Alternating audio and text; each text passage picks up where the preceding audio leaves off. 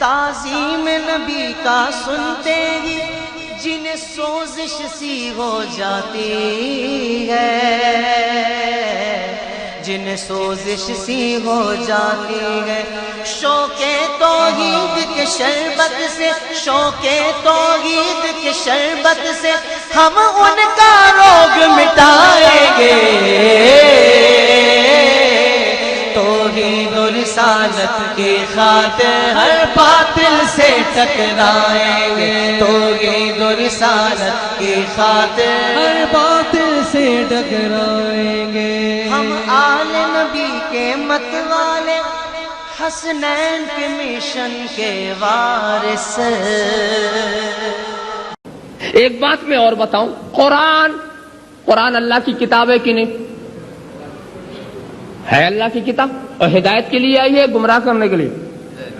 تہذیب و اخلاق کی کتاب ہے، مگر میں تمہیں یقین دلاتا ہوں، وقت تھوڑا اشارہ کر کے گزر جاؤں گا، سمجھتے رہو، غور کرتے رہو۔ یہی قرآن تم کسی دہریہ سے پڑھو، دہریہ ہو جاؤ گے، یہی قرآن کسی قادیانی سے پڑھو، قادیانی ہو جاؤ گے، یہی قرآن کسی رافضی سے پڑھو، رافضی ہو جاؤ گے، یہی قرآن کسی خارجی سے پڑھو، خارجی ہو جاؤ گے، یہی قرآن کسی معتزلی سے پڑھو، معتزلی ہو جاؤ گے، یہی قرآن کسی قدری اور جبری سے پڑھو تو قدری اور جبری ہو جاؤ گے، یہی قرآن کسی منکر خدا سے پڑھو تو منکر خدا ہو جاؤ گے، اور یہی قرآن کسی عاشق رسول سے پڑھو تو عاشق ہو جاؤ گے۔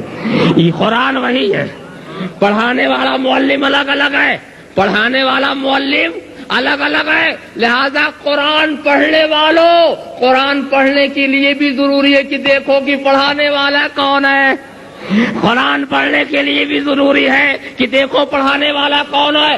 ایک بات بتاؤ، جس کے پاس فن نہ ہو کیا اس سے فن ملے گا؟ جس کے پاس ہنر نہ ہو کیا اس سے ہنر ملے گا؟ جس کے پاس علم نہ ہو کیا اس سے علم ملے گا؟ جس کے پاس دولت نہ ہو کیا اس سے دولت ملے گی؟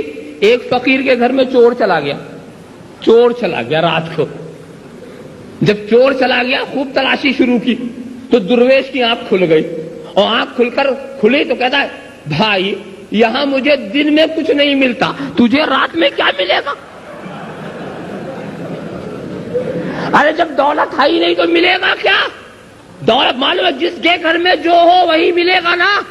تو جب تمہاری عقلوں کا یہ فیصلہ ہے، جہاں علم نہیں وہاں سے علم نہیں مل سکتا، جہاں دولت نہیں وہاں سے دولت نہیں مل سکتی، جہاں ہنر نہیں وہاں سے ہنر نہیں مل سکتا، جہاں سے فن نہیں وہاں سے فن نہیں مل سکتا، تو یہ بھی تمہیں فیصلہ کرنا چاہیے، جس کے پاس دین نہیں اس سے دین نہیں مل سکتا۔ جب ہائی نہیں تو دے گا کہاں سے؟ اللہم صلی علی سیدنا مولانا محمد وعلی آل سیدنا مولانا محمد کما تحب و ترغب ان تصلی علیہ۔ اور ایک دوسری بات بھی تیزی سے میں کہہ دوں، 10 سال میں نے اپنے مدرسے میں فلسفے کی کتابیں پڑھی ہیں، 10 سال۔ مولانا احمد رضا سے پوچھو کہ فلسفے میں کیا ہوتا ہے؟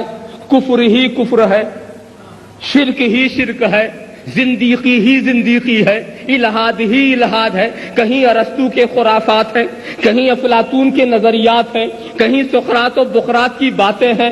تو دیکھو کتاب کفر والی تھی، کتاب کفر والی تھی، کتاب زندیقوں کی تھی، کتاب غیروں کی تھی، مگر پڑھانے والا ہمارا تھا۔ کتاب دوسروں کی تھی مگر پڑھانے والا ہمارا تھا۔ تو الحمدللہ 10 سال میں نے فلسفہ پڑھا، مگر نہ زندیق ہوا، نہ ملحد ہوا، نہ کافر ہوا، نہ مشرک ہوا، نہ خدا سے غافل ہوا۔ بات یہ ہے کتاب ان کی تھی، پڑھانے والا ہمارا تھا۔ تو پڑھانے والا پہلے کتاب کو مسلمان بناتا تھا پھر پڑھاتا تھا، پڑھانے والا پہلے کتاب کو مسلمان بناتا تھا پھر پڑھاتا تھا۔ تو غیروں کی کتاب بھی تم اگر اپنے عالم سے پڑھو گے تو گمراہ نہ ہوگے، اور خدا کی کتاب غیروں سے پڑھو گے تو بھٹک جاؤ گے۔ اللہم صلی علی سیدنا مولانا محمد وعلی آل سیدنا مولانا محمد کما تحب و ترغب ان تصلی علیہ۔ لہذا معلم کو دیکھنا ضروری ہے کہ سکھانے والا کون ہے، پڑھانے والا کون ہے، پہلے معلم کو دیکھو۔ یہی لوگ نہیں کرتے، کہتے کیا حرج ہے میاں قرآن پڑھنے میں، کیا حرج ہے؟ ارے بھائی گمراہوں کے جلسے میں مت جاؤ، ارے جانے میں کیا حرج ہے، سننے میں کیا حرج ہے؟ ارے جو اچھی بات ہے لے لیں گے، جو بری بات ہے چھوڑ دیں گے۔ تو تو جب اتنا عقل مند ہے کہ خود ہی سمجھ لیتا ہے کیا اچھا ہے کیا برا ہے، تو تجھے جانے کی ضرورت کیا ہے؟ اپنے کو دھوکہ دیتے ہیں۔ ارے شیطان کا مکر شدید ہے، پتہ نہیں کون سی بات تمہارے دل میں ڈال دے اور تمہارا رشتہ رسول سے کٹ جائے۔